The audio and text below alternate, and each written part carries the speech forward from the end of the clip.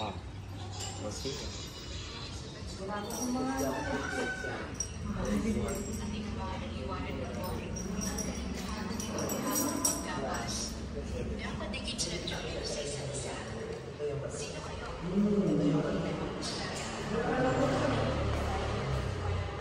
Ayan, sir, ito yung sinasabi, sir, yung sa likod. Ito, pwede mo siyang lagyan ng pintuan daw.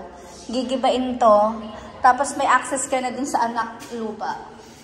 Yung easement na mga 3 meters po. Pero ever parang gusto kong gawin ano? Hindi pa, laundry siya. Laundry area, Okay, sabay mo rin yung ano dyan. Dirty kitchen, sir. Kalagay ka rin ng konti dyan. Tapos may toilet naman.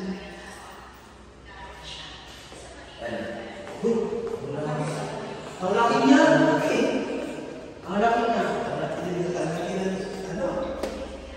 Buksan ko lang yung mga ano, te. Buksan natin yung... Kasi walang ilaw.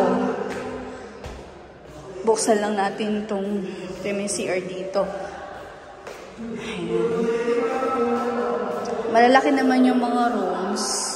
May sariling cabinet na yan. So, may family entertainment space ka. Tapos ito pa yung isang room.